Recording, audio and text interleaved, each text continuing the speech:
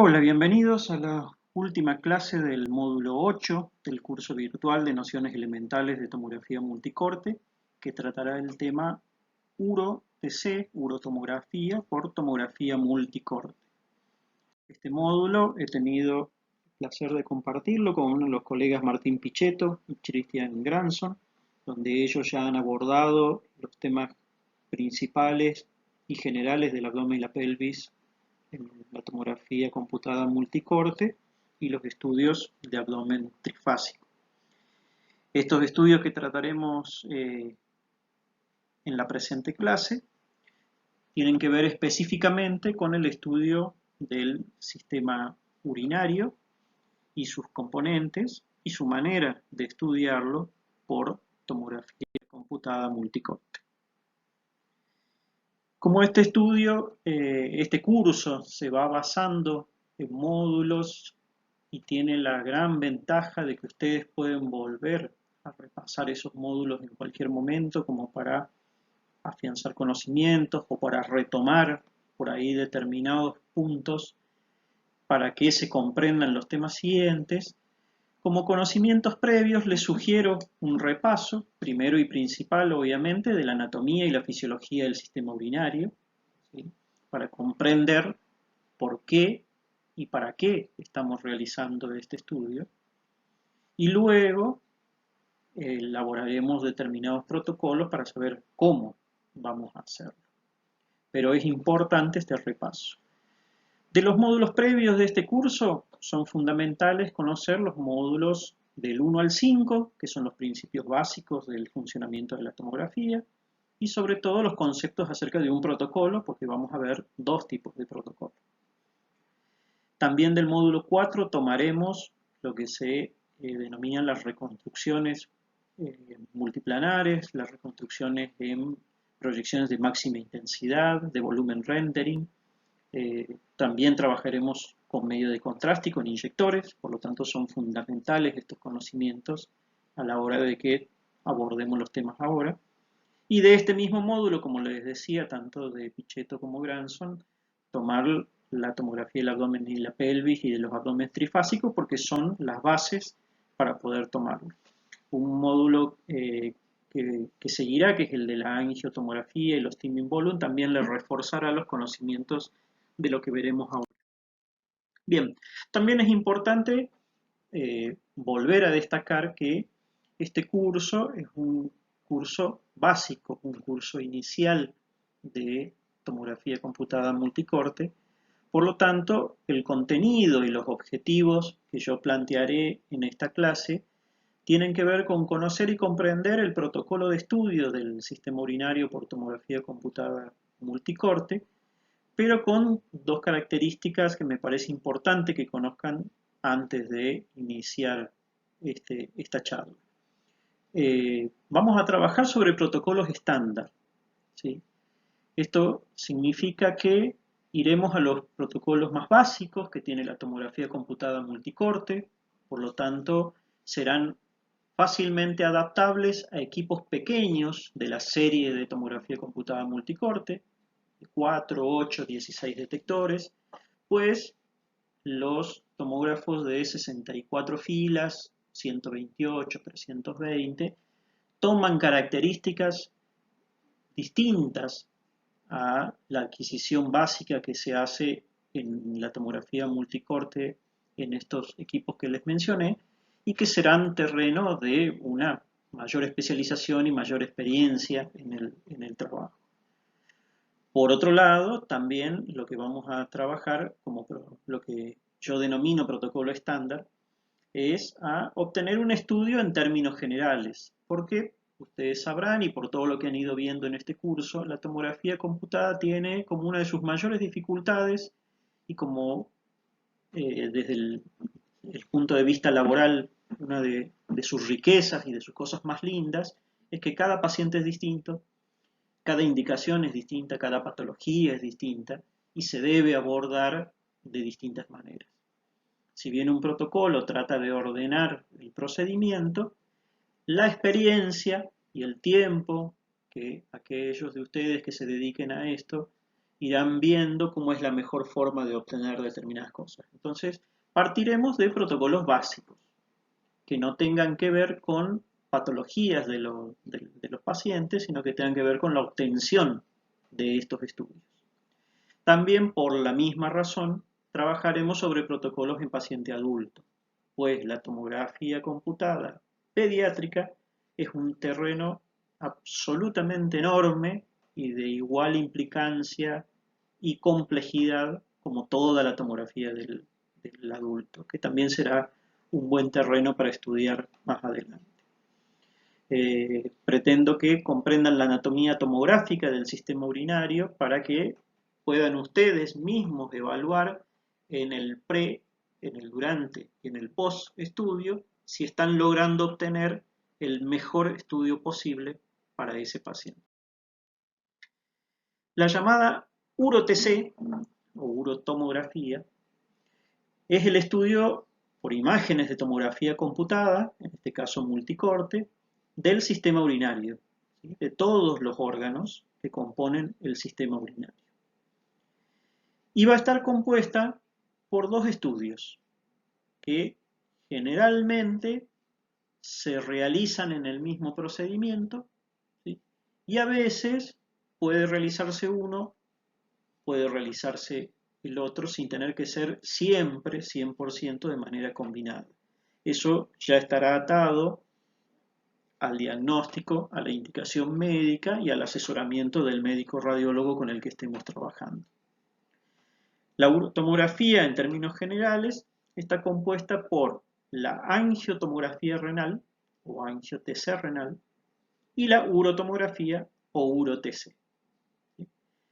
Veremos los protocolos que corresponden a cada uno de estos estudios. ¿Cuál es la finalidad de estos estudios? La finalidad es permitirnos evaluar, por medio de imágenes tomográficas multicorte, primero y principal, la anatomía del riñón, las arterias y las venas renales, las arterias polares, el parénquima renal, ¿sí? Tanto en su parte externa a lo que denominamos el parénquima, como su parte interna medular, donde están las pirámides renales. Luego los cálices y la pelvis renal, que dan inicio al sistema excretor. Las glándulas suprarrenales también. La función excretora renal la estudiaremos por medio de la adquisición de imágenes del sistema pielo-urétero-vesical. Y tener en cuenta variables anatómicas normales que pueden presentársenos en los pacientes y que debemos tener claro para que no confundan nuestro resultado. Como finalidad entonces de la URO-TC tendremos que volver a hacer, como les decía al principio, un buen repaso anatómico y fisiológico de todos los órganos del sistema urinario, tanto en masculino como en femenino, por las variables, sobre todo en la pelvis, ¿sí? La relación que tiene la vejiga con la próstata, con el recto en el paciente masculino, y la relación de la vejiga con el útero y el recto en la paciente femenina, dan una variable importante de modos de estudio a ese nivel en la URO-TC. Recordar también algo fundamental para este estudio, y es que el sistema urinario, de acuerdo al grado en el que los vamos estudiando, se va a presentar como retroperitoneal y va a tener otras porciones que van a ser intraperitoneales. Principalmente los riñones tienen esta ocupación por detrás del peritoneo, ¿sí? Y eso da muchas características a su modo de estudio y a su modo de fisiología. Por lo tanto, recordar siempre que vamos a estar en relación, por estar haciendo un estudio tomográfico en un sujeto tridimensional como es el ser humano, en relación con todos los órganos, y que principalmente nuestro estudio tiene que ir dirigido a la región retroperitoneal. También, como es una angiotomografía, tendremos que evaluar el sistema arterial fundamentalmente, compuesto por las arterias renales derecha e izquierda, y el sistema venoso, compuesto por la vena renal derecha e izquierda, en su relación obviamente con todo el tronco de la aorta abdominal. Como finalidad de la urotomografía vamos a encontrar las indicaciones, terreno que planteé al principio, no vamos a indagar profundamente, pero sí saber que estos estudios, en sus términos generales, no se lo van a realizar pacientes sanos. Por lo tanto, tenemos que tener un conocimiento bien fundado, básico, y si no, ir a buscar la información de por qué le estamos realizando el estudio, qué es lo que sospecha el médico para realizar el estudio, y que es fundamental conocer ya lo que se está buscando en ese paciente antes de que ustedes inicien el estudio de tomografía. Dentro de las indicaciones más frecuentes vamos a tener las litiasis, lo que denominamos cálculos, ¿sí?, que pueden tener ubicación renal, ureteral o vesical. Esa va a ser una de las funciones principales de la tomografía, dar una exacta ubicación anatómica de dónde están las litiasis. La evaluación de quistes renales, ¿sí?, versus o sin sospecha de tumores renales, porque en estudios previos pueden llegar a haber una duda acerca de este diagnóstico, y estos estudios son pedidos para que veamos o la evolución de los quistes renales o confirmar la existencia de un tumor renal. Podemos tener dilataciones o estenosis arteriales, podemos tener dilataciones o estenosis ureterales. La patología vesical también puede ser muy bien evaluada por este estudio. Podemos tener agenesia, falta, hipotrofia, menor desarrollo, o tosis, ubicación en un lugar mucho más bajo del que debe estar, del riñón. Como en este caso, lo que estamos viendo es una agenesia del riñón izquierdo. El trasplante renal, tanto en el donante como en el receptor, también suele ser un estudio de indicación para la urotomografía dentro de las indicaciones más comunes. Bien, trabajaremos sobre los protocolos de estudio que, a mi entender, para un curso básico de tomografía es sobre los que nos tenemos que detener con mayor precisión y usar nuestro tiempo para poder hacer esto.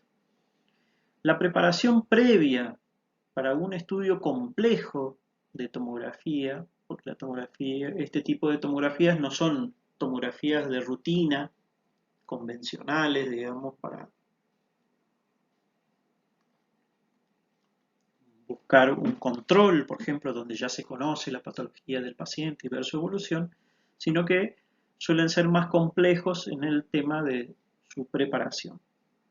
El éxito de la tomografía está muy, pero muy sujeto a que realicemos una preparación previa adecuada. El momento de hacer el estudio, cuando el paciente ya llega con toda su premedicación, con toda la preparación para el estudio, para hacerlo, ese ya no es un momento para corregir errores en la preparación previa del paciente. Por eso se vuelve fundamental el trabajo en este área previa al estudio. Los antecedentes alérgicos, o sea, muchos de estos que ustedes van a ver, tienen que ver con lo que ya han visto de las tomografías convencionales. Es fundamental conocer los antecedentes alérgicos del paciente, hacer una indagación acerca de esos antecedentes que sean correspondientes realmente a una alergia a las sustancias endovenosas de contraste y no que sean reacciones esperables al contraste. Muchas personas han sufrido, por ejemplo, sofocones de calor, ¿sí?, o han tenido un pequeño enrojecimiento de la cara o del cuello en el momento en que se les inyectó el contraste. Nadie les informó que eso es una reacción habitual que puede presentarse a la medicación, y ellos consideran que eso es alergia al contraste, lo cual nosotros sabemos que no. Por lo tanto, no solamente quedarse con la información del paciente diciendo que es alérgico al medicamento, sino indagar acerca de qué es lo que él está nombrando como alergia al medio de contraste, o lo que más comúnmente citan los pacientes, que es alergia al yodo. ¿Sí? En estos pacientes, ustedes imaginarán que al estar hablando del sistema urinario, es tan importante como en el resto de los pacientes que se someten a tomografía computada, conocer el estado de la función renal. Un medio de contraste que ingresa al cuerpo de un paciente en el que no hay ningún inconveniente en su función renal, entrará y saldrá de su organismo sin ningún tipo de problema en corto tiempo, sobre todo con el desarrollo de los nuevos medios de contraste no iónicos. La función renal en estos pacientes que seguramente ya tienen problemas renales o que presentan consideraciones acerca de eso y que por eso se están realizando este tipo de estudios, es más importante también porque en la mayoría de los casos nos encontraremos con valores de función renal, de uremia y de creatinina, que son dos exámenes muy simples de sangre que se obtienen los resultados rápidamente y que no son de alto costo. Y con eso nosotros podemos tener garantizado la excreción correcta de la sustancia de contraste del paciente. En muchos casos nos encontraremos con que esa función renal no está dentro de los límites normales y eso sugiere una interconsulta con su médico para evaluar el costo-beneficio, como se trata todo en medicina. Y en los casos que su médico derivante, médico de cabecera, el urólogo, el nefrólogo que está pidiendo el estudio, considere necesario, no se procede inmediatamente a la suspensión por ahí del estudio, eso depende de los valores, sino que por ahí se envía el paciente a tratar de mejorar esa función renal por distintos medios y luego volver a realizarse el estudio o hacer una consulta con un especialista en nefrología. El peso y la altura son fundamentales para estos estudios que tienen que ver con el conocimiento que debemos poseer de nuestro equipo, el saber que el ancho de abertura del gantry y la carga de peso de la camilla, sobre todo en equipos de baja capacidad, es un limitante para realizar el estudio y obtener buenas imágenes. Por lo tanto, debemos conocer estos datos previamente para que, llegado el momento del estudio, no tengamos un paciente con toda la preparación realizada y que físicamente no puede ingresar dentro de nuestro equipo. El ayuno es el ayuno que el servicio disponga para un estudio que tiene inyección de sustancia endovenosa de medio de contraste. En algunos servicios se hacen 4 horas, en otros 6, en otros 8. No se debe administrar contraste oral a los pacientes que se van a realizar este tipo de estudio. Vamos a avanzar más sobre el porqué de esto en imágenes, que es más fácil explicarlo. Debe contar con todos los estudios previos posibles. Este paciente no llega o no debería llegar a una urotomografía, una angiotomografía renal, una uro-CT, sin haber sido estudiado previamente, por lo menos por ecografía, para guiarnos a nosotros en el diagnóstico del paciente. Ningún estudio de tomografía, y menos estos estudios más complejos, deberían ser estudios indicados para ver qué es lo que tiene el paciente. La tomografía y estos estudios tomográficos son estudios que están indicados para confirmar la sospecha diagnóstica del médico. Y para confirmar esa sospecha diagnóstica necesitamos que ese paciente haya tenido una buena indagación clínica, que haya sido estudiado previamente con los métodos de menor complejidad y que lo que se quiere hacer con esta tomografía es orientarse hacia un diagnóstico definitivo. Por cuestiones médicas y por cuestiones legales, estos pacientes también deben llevarse un consentimiento informado de los riesgos que tiene, las obligaciones que tiene para realizarse este estudio y la recomendación es que él pueda leerlo tranquilamente y consultarlo al servicio previamente a realizarse el estudio. Volvemos a lo mismo, que esto hago muchísimo hincapié, es que el momento en el que el paciente llega a hacerse el estudio ya no es el momento para solucionar estos puntos que acabamos de hablar. Por eso es fundamental más allá de la organización que tenga el servicio, el hospital, la clínica, el sanatorio donde ustedes estén trabajando, que el diálogo de ustedes con los administrativos, que son los que van a recepcionar en primera instancia al paciente y que van a ser encargados de hacer todos estos puntos que acabamos de hablar con ellos, o si no conocen algunos, consultarlo con ustedes, pero son ellos los primeros que reciben al paciente, que ven cuál es su situación, que tienen que solicitarle todas estas cosas, que tienen que garantizar que el paciente cumpla con todo esto y que llegue al momento del estudio con todos estos puntos correctos. Por lo tanto, es fundamental la comunicación que deben tener ustedes con su personal administrativo. Ellos serán los encargados de recibir, de explicar, de pedir que se cumplan todos estos puntos y el día del estudio recepcionarlo y verificar que esté todo ello. Esa comunicación hará que cualquier inconveniente que ellos tengan puedan consultarlo con nosotros o con el médico radiólogo del servicio y tendremos un estudio exitoso, porque en definitiva si ellos no hacen su trabajo, si ellos se equivocan en alguno de estos puntos o el paciente no cumple alguno de estos puntos, el estudio en algunos casos no se podrá realizar y en otros casos no se realizará de la manera adecuada como debería haber sido. Por lo tanto, es una recomendación de, más allá de que somos todos compañeros de trabajo, de que uno valore el trabajo que tienen cada uno de los puntos que tienen que ver con la concreción de un estudio de tomografía. Un estudio de tomografía no es un paciente acostado en una camilla y una imagen en la tomografía. Es mucho más complejo que eso. Bien, entrando en los requisitos técnicos, ahora sí, cuando tenemos un paciente en condiciones y ya podemos iniciar el estudio y todo se ha cumplido como se debería cumplir y quedamos tranquilos en que podemos iniciar nuestro estudio, arranca el protocolo de estudio para obtener la urotomografía. Antes de que el paciente entre en la sala, como todo estudio tomográfico, deberemos hacerle retirar todos los elementos metálicos. En ciertos momentos, en muchos lugares, al paciente directamente se le retiraba toda la ropa de calle y se le daba una bata para asegurarnos que no hubiera metal ni en su ropa externa ni en su ropa interior.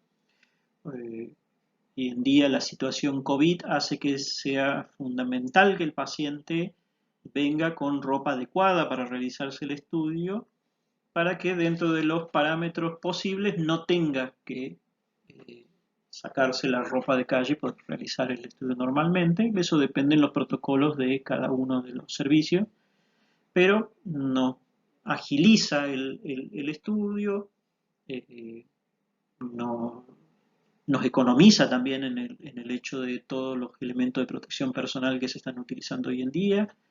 Y también el resultado que hemos tenido es que es más cómodo para el paciente no tener que estar jugando con su pudor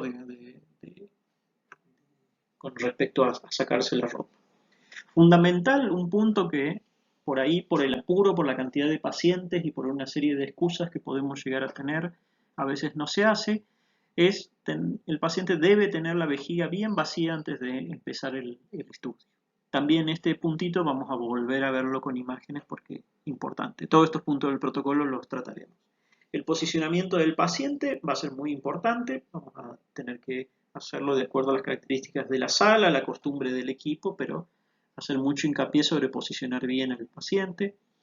Tendremos que realizar de acuerdo al servicio. En algunos servicios tienen servicio de enfermería, otros solamente lo hace el técnico radiólogo, el licenciado en producción de imágenes, o el que esté encargado del área, hacer la inyección y dejar una vía de catéter endovenoso, que en este caso tendrá que permanecer durante todo el estudio hasta la finalización del mismo, por lo tanto debe cumplir con todas las normas de bioseguridad, de comodidad del paciente dentro de lo posible y de control permanente nuestro para que no exista ningún tipo de accidente.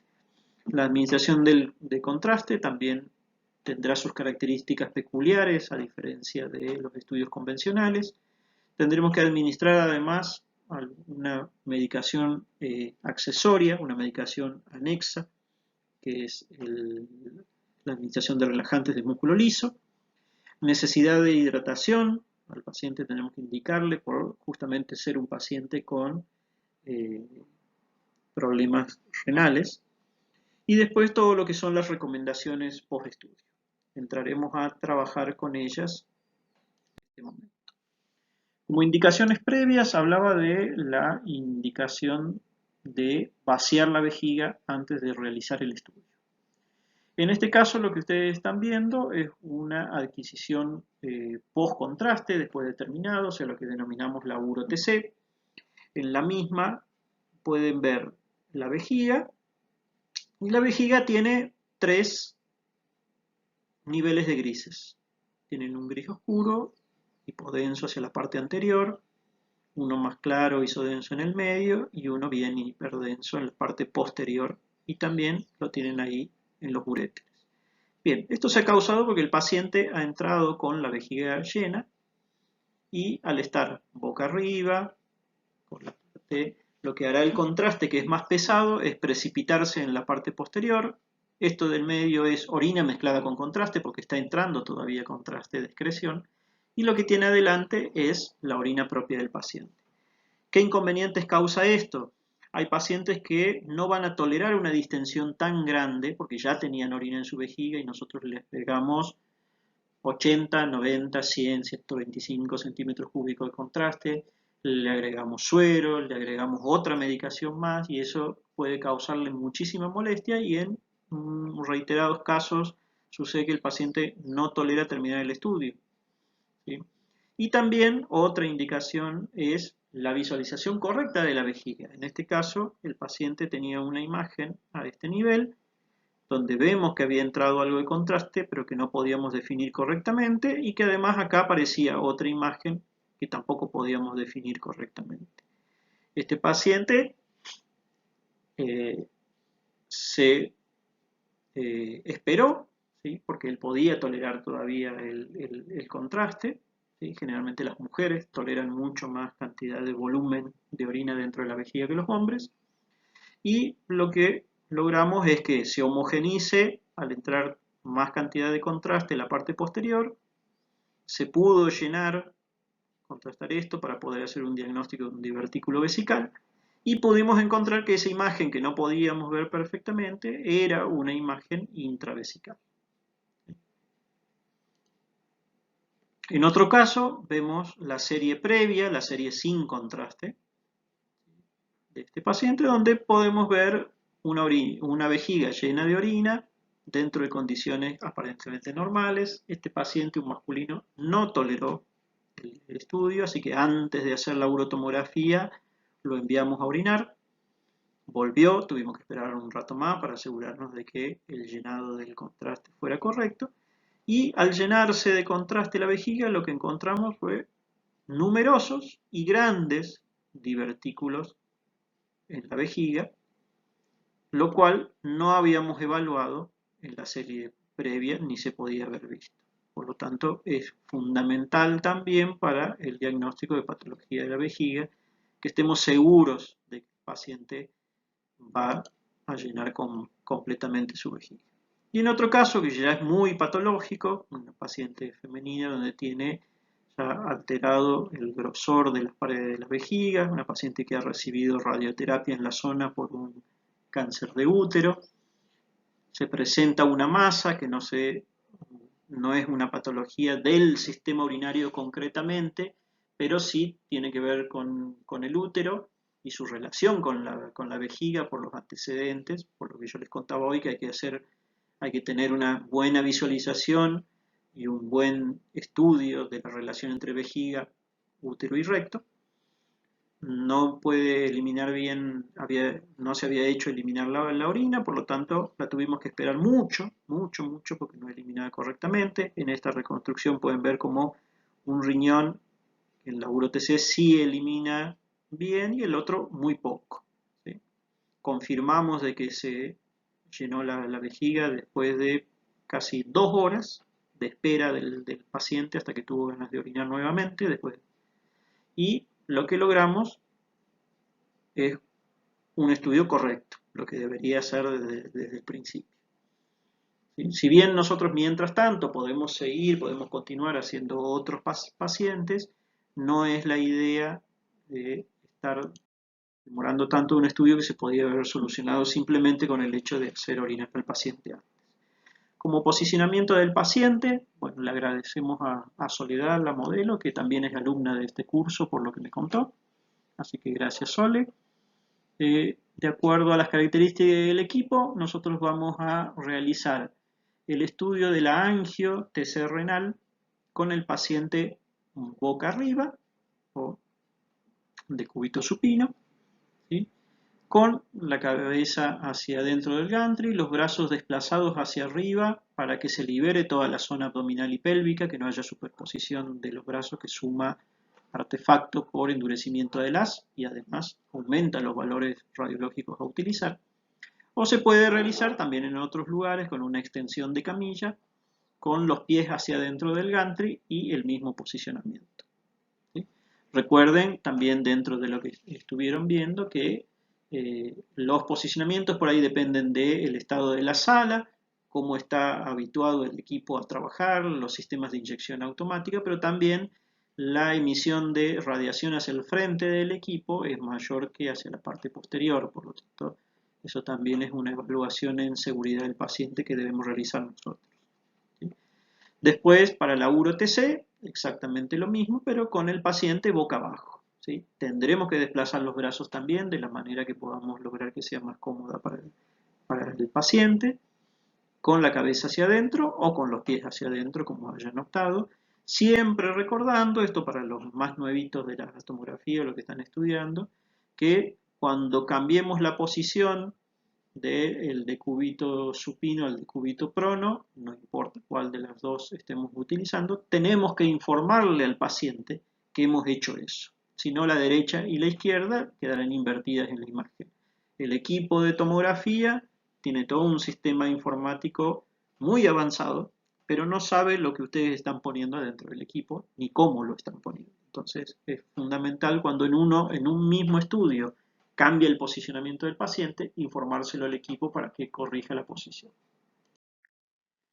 Bien, dentro del protocolo también viene la parte que, de acuerdo a si tienen servicio de enfermería o no, y aunque tengan el servicio de enfermería, siempre es muy bueno que nosotros estemos entrenados, sepamos las técnicas de inyección endovenosa y que las practiquemos, ¿sí? Con los distintos elementos que hay en un servicio. Cuando uno deja de hacerlo durante un tiempo, deja de utilizar las agujas y empieza a usar los catéteres, o deja de usar los catéteres y empieza a usar las agujas, o no tiene práctica con calibres grandes o con calibres pequeños, nuestro trabajo es un trabajo netamente técnico y que necesita práctica. Si uno pierde la práctica, llegado el momento se complica. Este es un gráfico, valga la redundancia, muy gráfico, que fue utilizado en uno de los cursos que ha dado Fardit. No le pedí permiso a su autor, pero bueno, como dio un curso en Fardit, calculo no vamos a tener inconvenientes. Donde les dice, según el calibre de la aguja, acuérdense que los calibres van del número más grande al número más chiquito en relación inversa al tamaño que tienen. Un calibre 22 es lo más finito, es un catéter pediátrico. Un catéter 16, que es un número menor, es un calibre más grande. ¿Sí? Calibre 16, calibre 14, el que ha dado sangre, por ejemplo, son los que se utilizan para la extracción de sangre. ¿Sí? Y un calibre 22 está muy cercano a una aguja para realizar una vacuna que es 25. ¿Sí?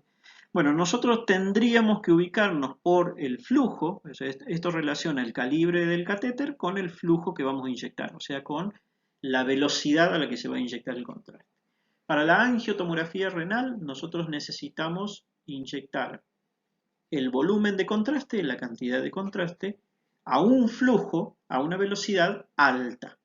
Para que ustedes tengan en cuenta, un estudio de rutina de tomografía puede llevar flujos de un punto, un punto 2, un punto 3, un punto 5, hasta 2 mililitros por segundo de contraste, y nosotros vamos a estar necesitando el doble para una angiotomografía renal o más, ¿sí?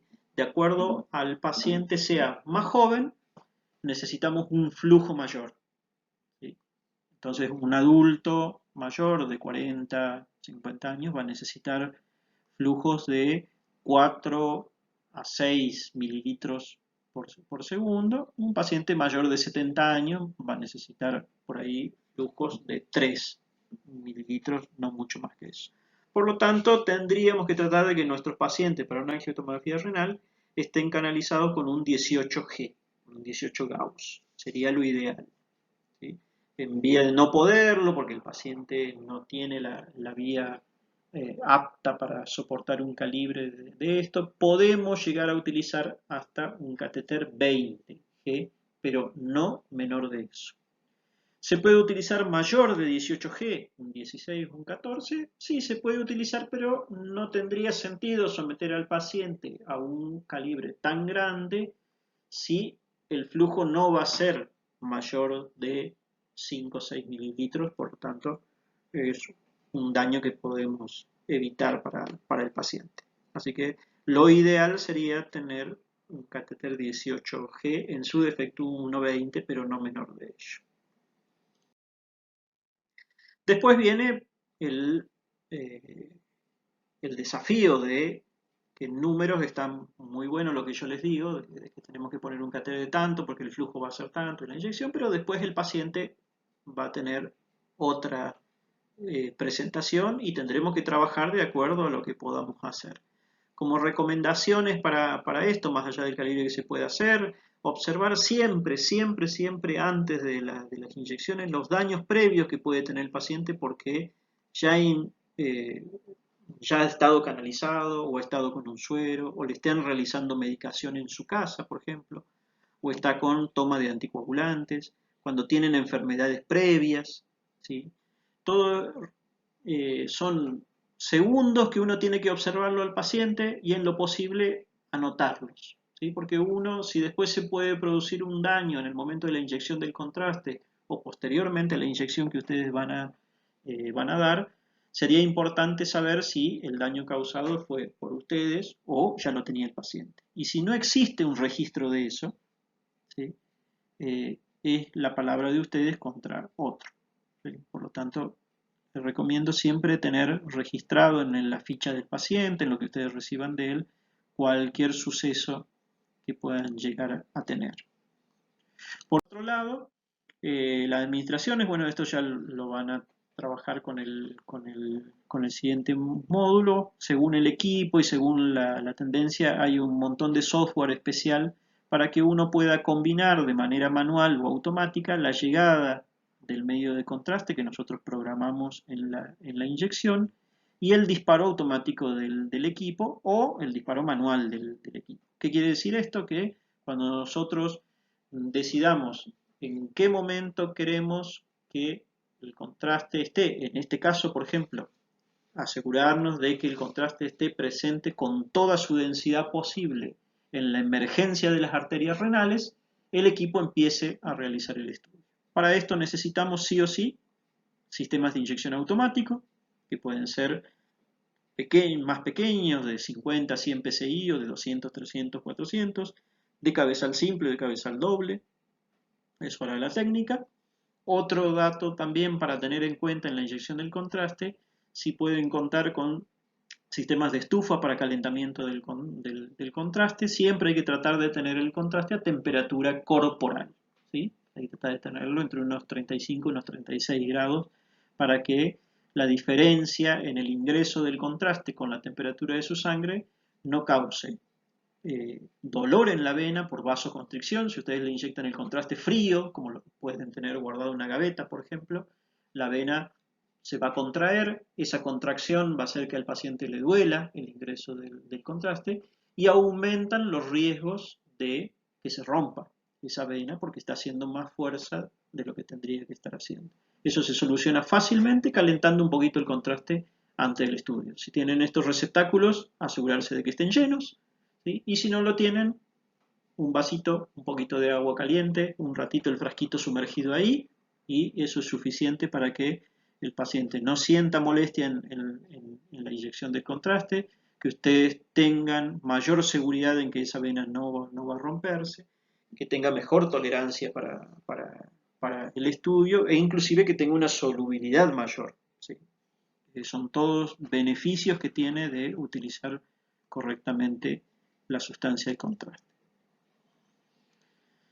Bien, y por último, recomendación fundamental, sobre todo con los equipos multicorte, es no inyectar más contraste de lo que hace falta.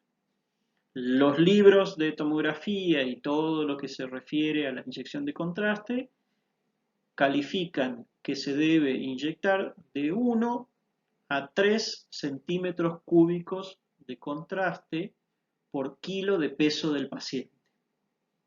Si ustedes tienen un equipo multicorte, tienen un sistema automático de conexión entre el equipo y el sistema de inyección, y tienen la habilidad para programar el estudio, ustedes siempre tendrían que estar cerca de 1 centímetro cúbico de contraste por kilo de peso del paciente.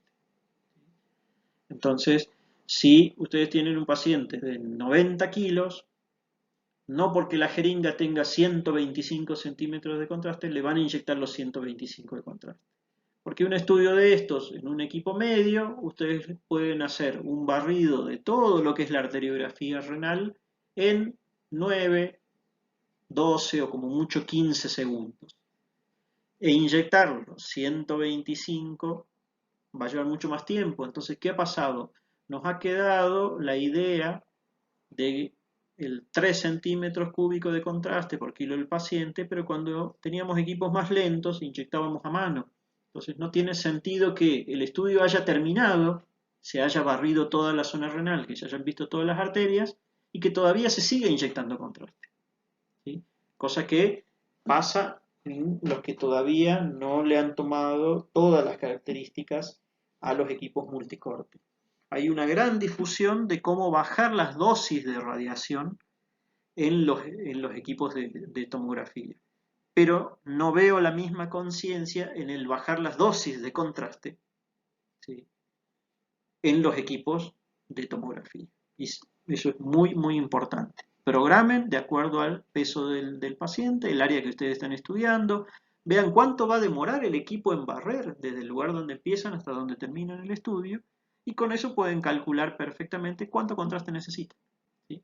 Y vayan probando. Si ustedes vienen trabajando con, como les digo, con la jeringa llena, bueno, bajen 20 centímetros, bajen otros 20 centímetros, bajen otros 20 y vayan probando hasta donde obtengan un estudio que no pierda calidad diagnóstica. Ojo, yo no estoy diciendo que no se inyecte el contraste de tal modo que prácticamente no se pinten las arterias renales, porque no tendría sentido, pero ver cómo podemos lograr el mejor estudio diagnóstico con la menor cantidad de contraste posible. Bien, la administración del contraste endovenoso es lo que vimos recién. ¿Por qué no inyectamos contraste, por qué no administramos contraste oral al paciente? ¿Por qué no lo toma? En este caso vemos un estudio donde se administró sustancia de contraste, ahí lo tienen en el intestino grueso, ¿sí?, en su región derecha. Acá está bajando el uréter, ahí está un uréter, acá está el otro, acá está el otro, acá está el otro, y acá ya medio que lo perdemos porque toma la misma densidad, esto realizando la UroCT, toma más o menos la misma densidad del contraste que salió de intestino. ¿Qué nos va a permitir? Bueno, se complica la visualización del uréter como se debería ver, ¿sí? Ahí lo tenemos, lo logramos encontrar, está muy próximo, ¿sí?, su pared está pegada a la pared del intestino, entonces hace dificultoso a la primera vista. ¿En qué más vamos a tener inconveniente? Cuando yo entre al postproceso del estudio e intente borrar el contraste oral que no necesito, porque yo solamente quiero ver el contraste en el uréter, fíjense cómo corta parte del uréter porque toma la misma densidad, la densidad del contraste, por más que haya sido oral y este sea endovenoso, son densidades altas y el equipo las promedia y las saca. Y lo que sucederá es que en las reconstrucciones me sea muy dificultoso ver qué es lo que pasa por la superposición con el contraste oral. Y si yo borro el contraste oral, por el contacto íntimo que tiene de la misma densidad del uréter, también se me borrará el uréter. Por lo tanto, tendré que ir haciendo un cut manual, tendré que ir cortando todas las asas intestinales de a poquito, tratando de ver cuál es el uréter, y esto me va a dificultar enormemente esto. Esto no es un estudio en el que queramos ver lo que existe en el intestino, solamente estamos estudiando el sistema urinario, y encima lo tenemos en varias regiones, bueno, o retroperitoneal, que no va a haber inconveniente como el de los riñones, pero sí hay parte del uréter que se van a volver peritoneales y ahí vamos a tener inconveniente en esa superposición. Por eso es fundamental que no se administre contraste oral en estos estudios. Administraremos relajante de músculo liso. Hay varias drogas que se pueden utilizar, la pirenzepina, el butilbromuro de iosina, la trimebutina. Eso depende a lo que se esté utilizando en cada uno de los servicios. Esto lo que hace es, para la URO-CT, relajar todo el músculo de la pelvis, el uréter y la vejiga. Ustedes acuérdense que el músculo liso es un músculo que fisiológicamente tiene un movimiento involuntario, un movimiento automático, ¿sí? Es como un ordeñe desde la parte alta donde están las pelvis hacia la vejiga. Por lo tanto, va a tener varios stops en el camino. Lo que nosotros hacemos al administrar un relajante del músculo liso es que se relaje, se abra como un tubo y que nosotros podamos verlo completamente o lo más completo posible desde la pelvis hasta la vejiga. Eso es fundamental. Se hace inmediatamente antes de hacer la secuencia de URO-CT. Mucha hidratación, el paciente tiene que venir muy hidratado para el estudio, eso le va a favorecer su función renal y también le va a favorecer la eliminación del contraste. A veces nos indican por el grado que tienen de alteración en su función renal que una vez durante el estudio y terminado el estudio le damos solución fisiológica por goteo para ayudarlo a hidratarse. Y después del estudio volvemos a y hacer mucho hincapié en la hidratación. Estos pacientes generalmente ya vienen muy recomendados por su paciente con el tema de la hidratación, pero no está de más decirle que por lo menos por la tomografía tendrá que seguir 24 horas más con abundante líquido y orinar todas las veces posible. Puede llegar a tener, por la administración del relajante del músculo liso, y es importante decírselo al paciente, puede tener dificultad en la micción, puede llegar a durar 15 o 20 minutos después del estudio, que tiene ganas de orinar, siente la necesidad de orinar, pero no puede hacerlo. ¿Sí? Que no se asuste el paciente, que eso es una reacción normal al medicamento de relajación de músculo liso, y por el mismo músculo liso también puede tener la vista borrosa, ¿sí? También por el mismo tiempo. A veces gusto metálico en la boca, ¿sí? Pero esas son cosas que es importante avisárselas al paciente para que no se preocupe. Bien, entrando al protocolo básico, ya les decía, esto se va a modificar de acuerdo al equipo que ustedes tengan, al servicio donde estén trabajando. Vamos a realizar principalmente tres fases. Una fase sin contraste endovenoso, otra fase que es la angiotomografía renal específicamente, y después la URO-CT o la fase tardía o de excreción. El estudio sin contraste endovenoso va a ser un abdomen y una pelvis, ¿sí? Como estuvieron viendo en las clases anteriores. Se pueden utilizar adquisiciones largas, o sea, con una hélice ancha, con reconstrucciones anchas de 5 milímetros, con pitch de 5, ¿sí? Y utilizando, lo recomendable es protocolos de baja dosis. Acá no estamos queriendo hacer diagnóstico fino ni tener imágenes de alta definición. Simplemente vamos a ver el propósito de esto. La angiotomografía renal va a ser específica ya para la zona renal y la URO-CT va a ser para la excreción. Vamos a ver cada una de ellas. En el primer caso, entonces, vamos a tener una fase sin contraste. Tomaremos el abdomen y el pelvis de las cúpulas diafragmáticas hasta los isquios, 5 milímetros con pitch de 5 y protocolos de reducción de dosis. ¿Sí? Todos los tomógrafos multicorda tienen protocolos de disminución de dosis, y por algo no está funcionando, bajan las dosis ustedes. ¿Sí? Bajar los miliamperajes es fundamental. ¿Para qué nos sirve una serie sin contraste? Podemos ver, por ejemplo, calcificaciones vasculares, ¿sí?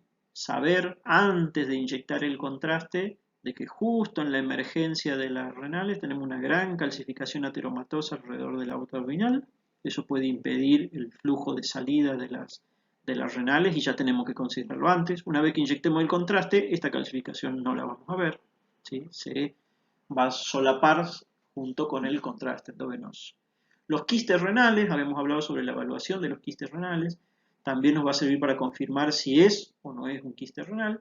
Si esta densidad que nosotros estamos viendo acá permanece durante el contraste y permanece durante el postcontraste, estamos confirmando la presencia de un quiste renal. Si esto cambia su densidad cuando inyectamos el contraste o en la fase tardía, ya podemos estar hablando de otra cosa.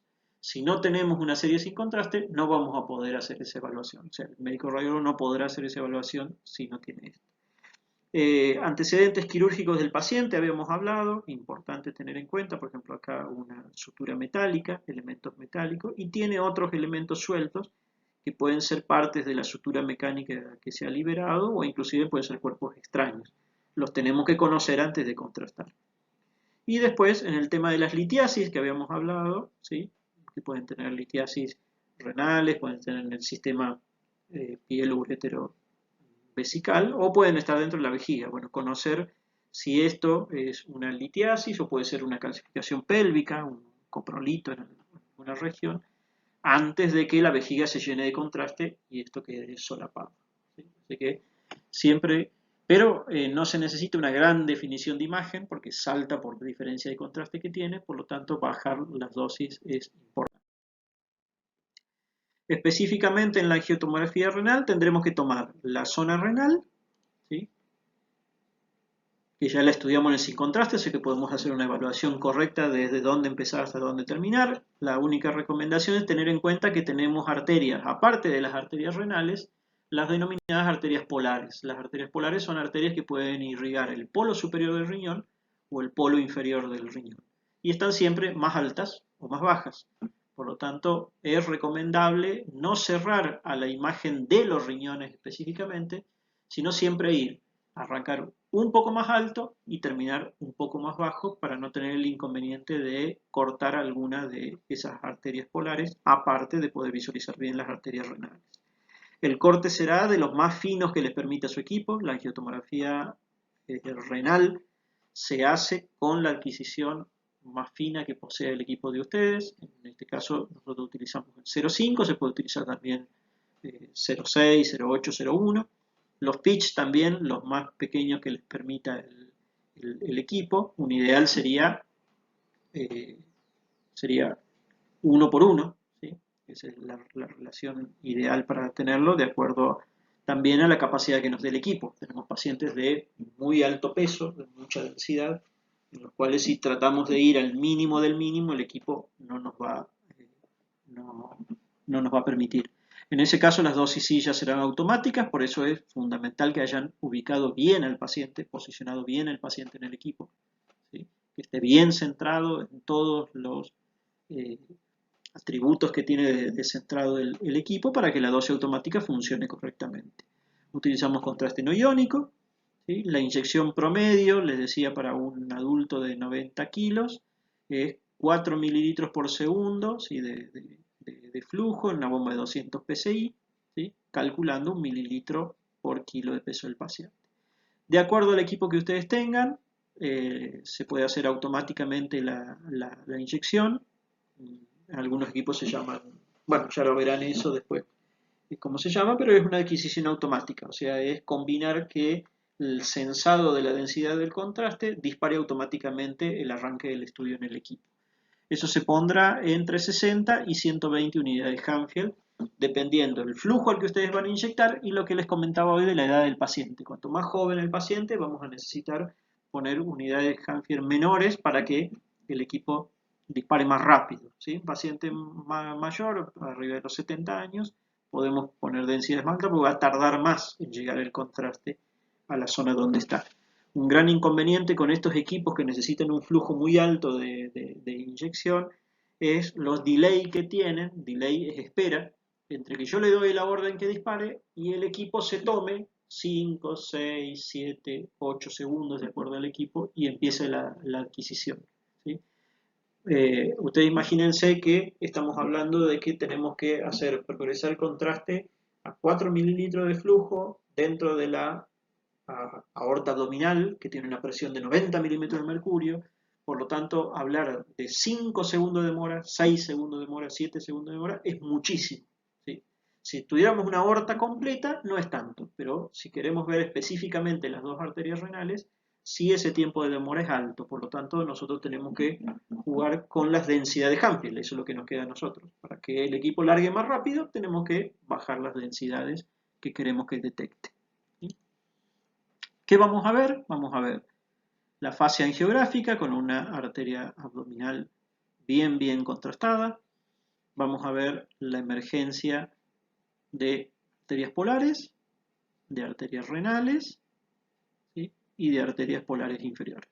Es un estudio donde tiene todas: un polar superior, arteria renal izquierda, arteria renal derecha y una polar inferior a ese nivel muy finito. Acá utilizamos las herramientas de postproceso, que les había dicho que es importante recordar las clases anteriores. En este caso, una herramienta que utilizamos todo el tiempo es el MIP, ¿sí? Donde podemos sumar, amontonar un montón de cortes y poder verlos. Y en ese caso, la proyección de máxima intensidad nos muestra un recorrido mucho más amplio de la polar, de las arterias renales y de la polar inferior, ¿sí? El quiste que habíamos nombrado recién, ¿ven? La densidad que habíamos visto que era una, no ha cambiado, por lo tanto podemos decir que es un quiste. La anatomía renal, ¿sí? Completa. Y una gran ventaja de este estudio, por sobre todos los otros estudios renales, es que podemos tener también una correcta visualización de todos los órganos abdominales, peritoneales, los retroperitoneales, y una correcta identificación y separación de los órganos contiguos, para ver si alguna alteración renal no tiene incidencia en los órganos que tiene alrededor. Fundamental ventaja que tiene la tomografía computada por sobre los otros métodos. Podemos realizar reconstrucciones para poner en evidencia el diagnóstico. El médico lo va a hacer sobre la adquisición, el rodata, sobre la adquisición cruda que nosotros hicimos. Pero después viene todo el trabajo post-proceso. El paciente se fue, terminó el estudio y lo ideal es que nosotros pongamos de manifiesto todo lo que hablamos al principio, todo lo que tiene como fin este estudio. Entonces, en este caso, por ejemplo, poner en evidencia todo el mapa vascular. Es fundamental que en una angiotomografía renal nosotros evidenciemos todo el mapa vascular, sea que ese paciente va a seguir un procedimiento quirúrgico o no. Si sigue el procedimiento quirúrgico, se debe hacer sí o sí, porque ese es un mapa quirúrgico para el paciente, para el cirujano. Si no se va a hacer, si va a seguir un tratamiento conservador, también porque tienen que conocer el grado de la anatomía que tiene ese paciente y las características que tiene para poder controlarlo más adelante. Entonces, en este caso, con una reconstrucción en volumen rendering, en MIP, ¿sí? Podemos evidenciar muy bien la anatomía completa de las arterias renales, evidenciar bien el recorrido de la arteria polar, tanto superior como las inferiores, y hacer una evaluación correcta de la distribución vascular de ese estudio. En este caso tenemos otro estudio donde tenemos la presencia de una arteria renal derecha y tenemos 3 arterias renales izquierdas, lo que hablábamos hoy de variaciones anatómicas normales. También tenemos que poner en evidencia eso para que no se sospeche que haya algún inconveniente o que sea otra arteria. En este caso, gracias al MIP, la reconstrucción, podemos ver una arteria renal derecha, una polar inferior derecha, una que nos quedó en duda, porque se cortó el estudio acá y no continuó, por lo tanto no sabemos si esta llega hacia la aorta o no, ¿sí? Es muy finita, está en la parte más baja, pero para un correcto estudio tendríamos que haber avanzado un poco más sobre eso. Y la confirmación de 3 arterias renales izquierdas, 2 dominantes y una media. Eso también hace a la anatomía en este caso normal del paciente, pero es una variable. Con el volumen rendering podemos evidenciar bien la renal derecha, la polar y ver ahí las tres arterias. Pero ya el diagnóstico no se hace sobre todo eso, sino más bien los volumen rendering en algunos casos como estos son más chiches en la imagen para mostrar, digamos, cosas lindas para mostrar en el trabajo, que está bueno hacerlo también. Las variables venosas son muy poco frecuentes, muy poco frecuentes, pero en algunos casos se pueden presentar. Este paciente no había traído una ecografía informada, se había realizado una ecografía común, digamos, en la cual se sospechaba alguna de la imagen, no habían realizado Doppler. Cuando hicimos la adquisición sin contraste, la imagen a este nivel llamaba la atención al médico radiólogo, por lo tanto se decide hacer en la angiotomografía renal un pequeño retardo, no inyectarlo al volumen de 4 o 5, del flujo de 4 o 5 mililitros, sino hacerlo a 3, ¿sí? Con lo cual tuvimos una buena tinción de la parte arterial, pero también ya se empezó a llenar la venosa, ¿sí? Y cuando se llena la venosa encontramos un doble sistema venoso, o sea, tenía dos venas renales izquierdas, ¿sí? Que podían llegar a ser compresión sobre la arteria renal, lo cual no se produjo, pero se descartó cualquier diagnóstico a ese nivel. Es otra variable anatómica que encontramos que no había sido diagnosticada en este paciente y se pudo haciendo una pequeña demora para que vuelva el contraste por la vena, ¿sí? En la reconstrucción es lo mismo para confirmar bien la anatomía de las arterias renales y ver el doble sistema de venas renales a ese nivel. También eso pondrá en evidencia otras variables porque estudiamos otros vasos, o sea, podemos estudiar el tronco celíaco, la salida de la arteria esplénica, la hepática, en este caso, que ha hecho una hepática común con salida directa, que es otra variable anatómica, ¿sí? Y lo que nos interesa, que son las renales en correcta posición, pero también confirmar cualquier otra ubicación que podamos llegar a tener. Correcta valoración de las arterias renales y mostrar las reconstrucciones en otros planos que pueden evidenciar y mostrar mejor. Cuando los pacientes van a ser sometidos a cirugía son muy importantes, tanto las reconstrucciones coronales como las sagitales, porque los cirujanos no tienen una visión o no tienen una visión práctica del plano axial, ¿sí? Ellos no operan tampoco a los pacientes entrando por ese plano, sino que los hacen de anterior a posterior, de posterior a anterior o por alguno de los laterales. Por lo tanto, nosotros le aportamos muchísimo a su entendimiento de la anatomía, dándole tanto imágenes coronales como imágenes sagitales, ¿sí? En este caso, un ovillo vascular que tenía ahí se evidenció, no se veía en el frente y se evidenció muy bien en la reconstrucción sagital, que eso es de mucha utilidad. Y también poner en evidencia el juego con otras ventanas. En este caso, a todo el estudio le agregamos ventana ósea, ¿sí? Esto fíjense que un estudio con ventana ósea, donde una muy pequeña litiasis se había escapado a la ventana normal y que pudimos verla ahí, ¿no? Que también es importante informar. Las reconstrucciones en MIP, ¿sí? Para poner bien en evidencia todo el recorrido que se puede tener, nos ayudan un montón por lo flexuoso que puede llegar a ser la anatomía de ese nivel.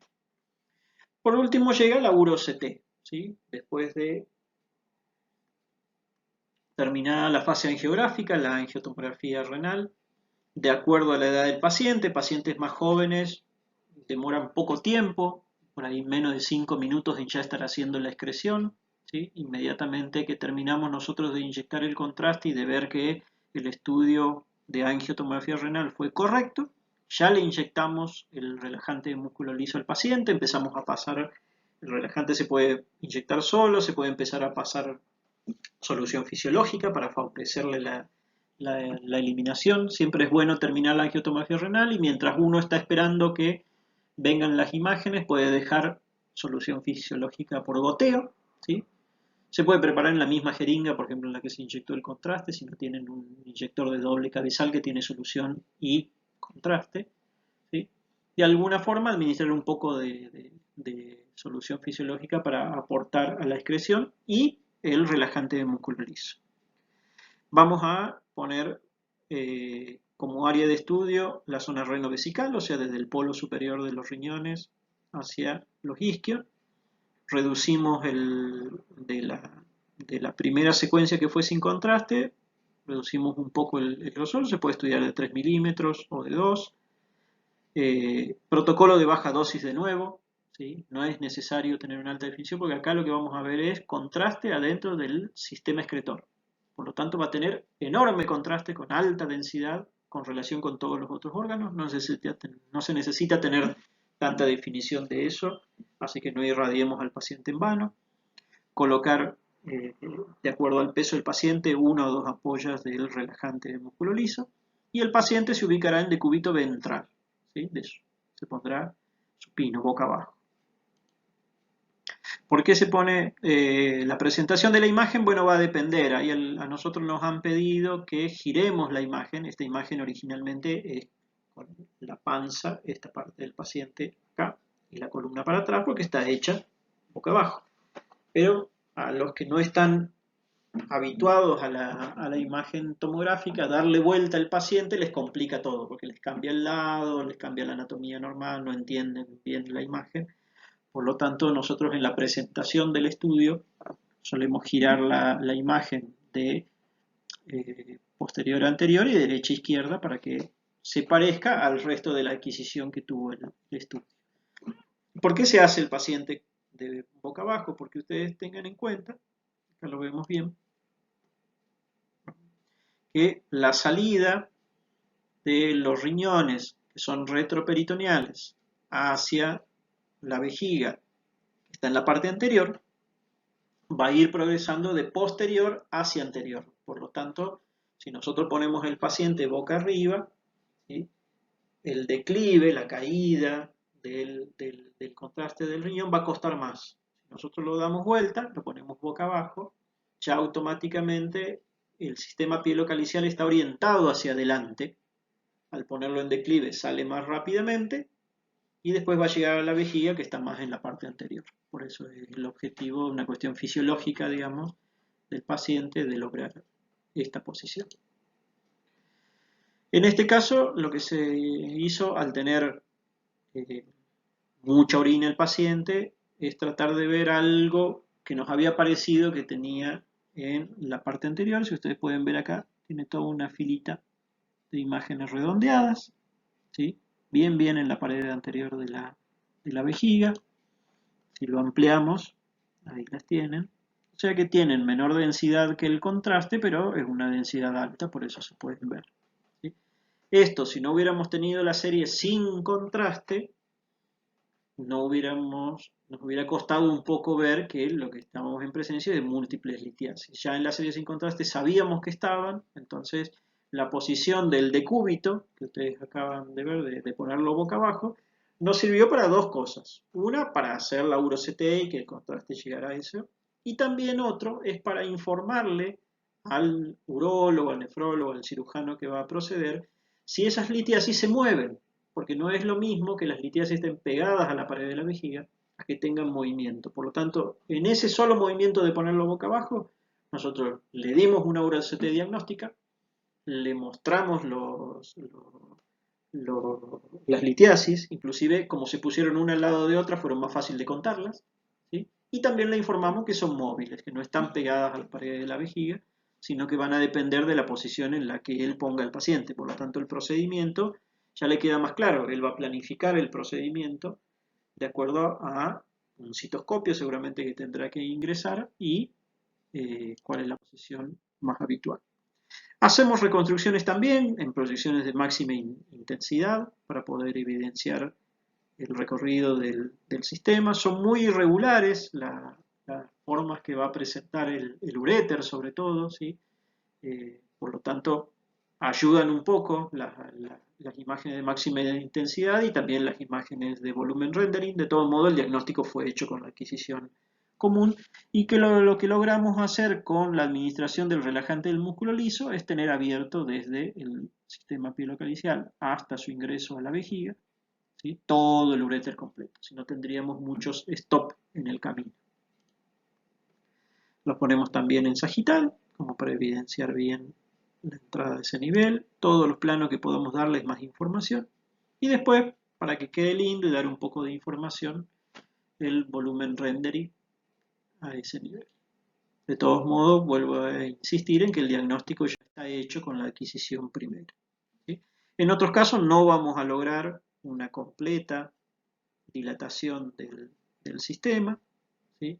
Entonces el médico radiólogo se va guiando por otras cosas. Si no encuentra cuestiones anatómicas en el uréter y ve que los llenados de la vejiga son correctos y abundantes, esto no fue hecho por un solo riñón, sino que fue hecho por los dos, las densidades son iguales, o sea, excreta de la misma manera, eso le da la tranquilidad de tener un estudio normal, pero también puede suceder esto, ¿sí?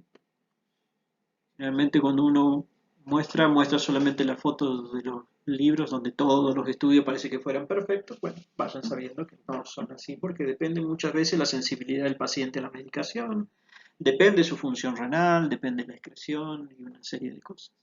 Entonces tratamos de poner en evidencia eso y después el informe médico será el que dictaminará cuál es la decisión final con respecto a estas imágenes. Son todas reconstrucciones que podemos hacer en todos los planos. En este caso, bueno, que tenemos un solo riñón, ¿sí? También lo mismo, el protocolo sigue siendo exactamente igual, tenemos que evidenciar eso. Aparte, bueno, acá tenemos calcificación grosera en el útero, intrauterino, paciente de mucha edad. Bien, para finalizar, que ya nos hemos extendido bastante, espero que hayan aprendido lo suficiente y lo que vengan aprendiendo en este curso, por lo menos para que no pongamos una radiografía al revés, pero lo que nos sucede es que a veces nos encontramos que todo esto que hemos estudiado y hemos visto y hemos hecho tiene que modificarse. No voy a decir no sirve, pero tiene que modificarse. En este caso tenemos un riñón, solo uno, empecemos por ahí. Entonces ahí nuestro librito de anatomía que decía que tenía dos, bueno, acá hay uno solo. Dice que es retroperitoneal y acá yo les estoy mostrando una pelvis, ¿sí? Con un riñón prácticamente tocando los músculos rectos del abdomen, o sea, bien anterior y en una ubicación abajo. Bueno, este es un riñón trasplantado, ¿sí? Y ahí se nos cambia toda la anatomía, la fisiología, el conocimiento, pero el estudio también puede ser pedido por las mismas indicaciones que se pidieron los anteriores. Por lo tanto, tendremos que lograr el mejor estudio posible en una anatomía, en una fisiología y en un paciente que no son nada que ver con los pacientes que hacemos habitualmente. ¿Qué se sospechaba en este paciente? Que post-trasplante estuviera haciendo por un Doppler que le había realizado nuestro jefe de servicio, le llamaba la atención que podía haber un stop, una estenosis en la arteria renal y se necesitaba urgente confirmación. Este es un paciente que no tiene riñones funcionando, que salió de la diálisis, que pasó todo lo que tiene que pasar para lograr conseguir un donante, que se le trasplantó el riñón y que ahora había riesgo de que lo perdiera.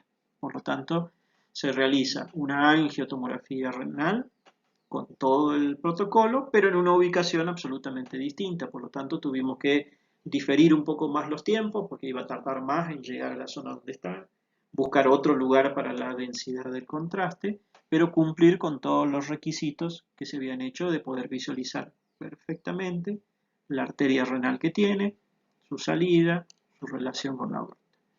En las reconstrucciones, en los MIP, lo que pudimos evidenciar fue que en la salida de la ilíaca, porque en este caso el riñón trasplantado se nutre de la arteria ilíaca, no del abdominal, había una estenosis a ese nivel, o sea, una disminución del calibre que después retornaba y lo volvía normal, por eso teníamos un riñón bastante bien irrigado, prácticamente normal irrigado, pero con inconvenientes como pulsátiles, o sea, cada tanto tenía inconvenientes.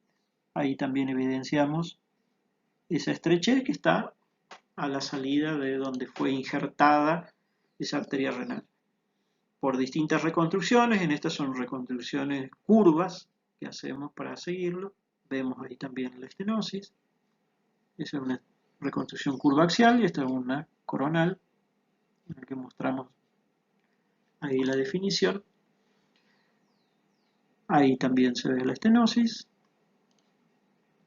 Y por último, este paciente, la decisión que se tomó fue no hacer de nuevo, no entrar quirúrgicamente a esa estenosis, confiaron en el diagnóstico que nosotros hicimos por la tomografía y nos unimos con el equipo de hemodinamia para que vengan a ver nuestros estudios, planifiquen, lleguen al lugar, fue confirmado exactamente la misma imagen que logramos nosotros en la resolución tomográfica, es donde ellos encontraron la estenosis, por lo tanto ya entraron con un stent medido, calculado para poner en ese lugar y pudieron resolver la situación y darle otra chance más a ese riñón trasplantado, lo que se denomina un buen trabajo en equipo. Bien, entonces, en conclusión de esta charla, tener en cuenta que vamos a tener pasos fundamentales para la realización de este estudio. No se olviden todo lo previo, los antecedentes alérgicos del paciente, estudiarle la función renal, saber que ese paciente va a entrar en el equipo, que cumpla con el ayuno que tiene que cumplir, no administrarle contraste oral, que tenga todos los estudios previos, que tenga pedidos médicos completos, bien indagados, que nosotros sepamos por qué estamos haciendo el estudio y que el paciente sepa a lo que se va a someter y lo traiga al estudio conforme. En el momento del estudio, paciente que tiene que retirarse todo el metálico o como habíamos charlado, trata de no venir con nada, que puede entrar así como viene a realizarse el estudio. Hacerle vaciar la vejiga, fundamental, ya hemos visto un montón de estudios que no quedan del todo bien por eso. Correcto posicionamiento del paciente, no tirar el paciente arriba de la camilla, total después en el proceso lo vamos a mejorar. No, el paciente se debe ubicar correctamente en el tomógrafo porque de eso va a depender no solo la ubicación, no solamente la imagen, sino los censados de dosis de radiación que va a hacer el equipo. ¿Sí? El mejor catéter posible que podamos colocar, acuérdense, lo ideal son calibres 18 para más grandes. La administración del contraste será adecuada a cada paciente, a cada equipo, a cada sistema que tengan, pero tiene que ser una administración para una angiotomografía arterial. Tiene que verse perfecto eso. Y que sea responsabilidad nuestra no inyectar más contraste del que hace falta. ¿Sí? Administrar el relajante de músculo liso, advertirle al paciente cuáles son los síntomas que puede producir durante y después del estudio, hidratarlo durante todo el estudio si es posible y recomendarle después seguir con esa hidratación que puede tener algunos efectos adversos por el relajante del músculo liso y que se vaya lo más contento posible del estudio. Bien, les agradezco un montón el estar haciendo este curso porque eso asegura de que aquellos que están estudiando están, aparte de todo lo que reciben en sus instituciones y en los lugares que están habilitados para dictar nuestra carrera, ellos están apostando a aprender más. Y eso es lo que deberíamos mantener los que somos profesionales, que estamos trabajando en esto, aprender más para ser mejores profesionales y para que nuestra carrera crezca. Todo lo que ustedes hagan en relación a eso es mejor. Y también no se olviden de en el camino pasarla bien, que la lucidez no me cueste la alegría. Gracias.